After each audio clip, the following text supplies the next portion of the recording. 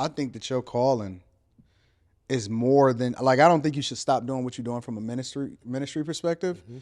But I think that your calling is more than just that. I think that it's too much game that you can offer into the world just from the perspective of knowing the things that you've known and seeing the things that you've been seeing in your experiences and your political prowess and um, being a lawyer, all of that stuff. Nobody is more uniquely suited to be able to have these conversations than you.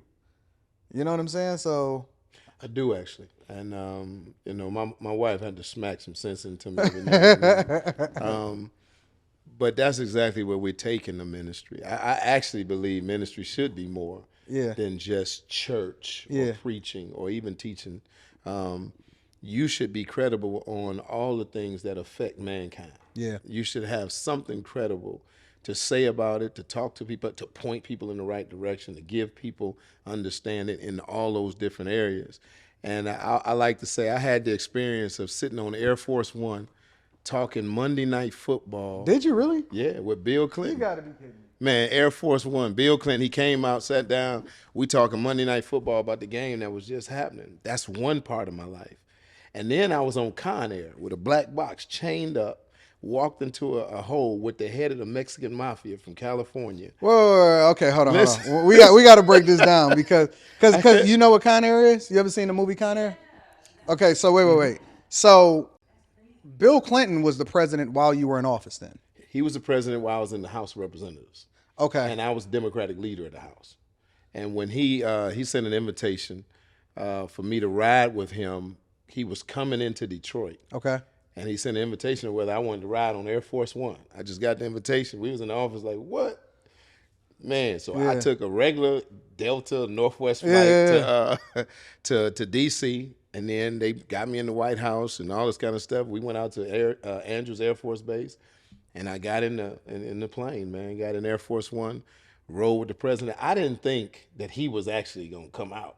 But he came out and literally kicked it with us. And who else was on there? Who I was sitting next to was Cuomo, who became the governor of New York. It was me and him. Andrew Cuomo. Andrew Cuomo. Well, his brother. No, his not Andrew is the commentator, right? Well, his brother is I don't know which one it is, but the brother is the commentator. Yeah, and I'm talking about the governor guy. Yeah, I know who you're talking about. Yeah. Not the commentator. And we sitting there talking and kicking it.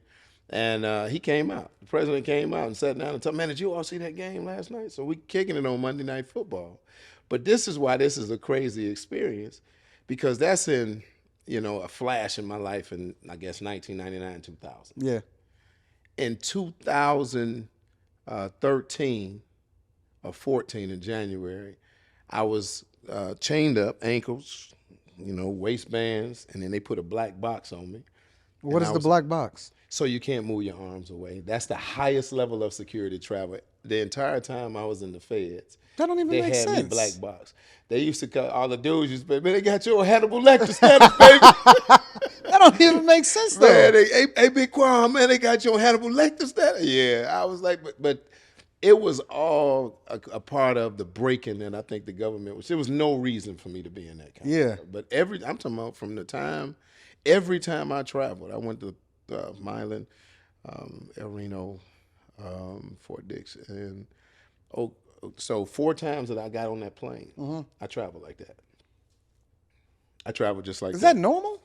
No, it's not. There's a very select group of people that travel like that, and it's crazy because when you land, you get off the plane first.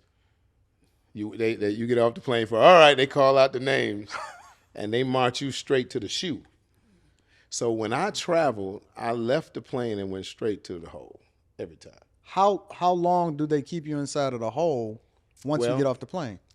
Most people have been to the feds. You travel from your prison and you go to a transit facility. Yeah. The biggest one is in Oklahoma City.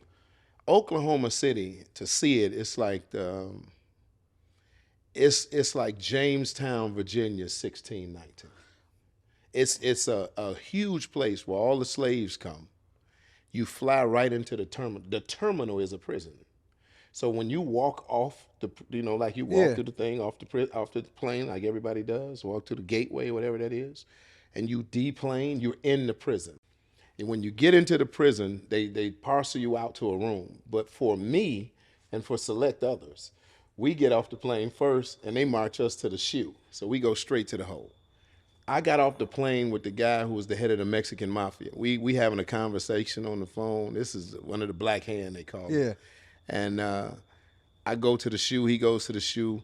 We get out for activities. You get out 3 times a week to go to a cage, literally a dog cage. You know? And for people that don't know, the shoe is SHU. Yes, right? yeah. Which is I was watching a lot of Lockup. Really used to make me watch Lockup when we was That's what we used to do when we first got married. We used to watch Lockup all the time. I don't know Most why. people out there would know it as solitary or the hole. Yeah. But that's the SHU, special housing unit. And you go into go out for activities, and he started talking to me. He said, "Man, I know who you are. Man, you Kwame Kilpatrick." So and this is the head of the dude from L.A. And I'm sitting there like, "How you know me, man? I'm on politics, man." He said, "Guess who my favorite politician is?" I said, "Who?" He said, "Bill Clinton. You ever met him?" And I told him the story I just told you about riding on Air Force One with him. He was like, "Oh, that was the great man. Tell me about it. Was he cool?" I said, "Man, he was so cool." So I say my experiences are from riding on Air Force One to riding on Con Air and everything in between. That's crazy. So, okay. So let me pivot then for a minute. You said meeting Bill Clinton, right? And so one of the things, obviously, that I like to do is that I don't have pre-planned questions or anything. I just like to have conversations based off of whatever it is that we're talking about, right? When you're talking about politicians, right? And whether it's the House of Representatives, especially when you're talking about cities where they're trying to, secure certain votes and things like that, what lengths do national politics play as far as what they will go through in order to try to secure the vote or to secure, because it seems like politics is just really all about relationships, right? What lengths do a lot of these presidents, because I'm thinking about Kamala Harris, I'm thinking about Joe Biden and all of these different people. Is it just during election time that they start to participate and start to swoon or, try to participate in what's going on at different localities as far as trying to get you guys to buy into their vision so that they can secure the vote, so that they can basically get your stamp of approval? Or is it something different, during election time, and then you don't really see them during the off season and things like that, similar to how it is when they start in a petition for the people? Is that a normal thing?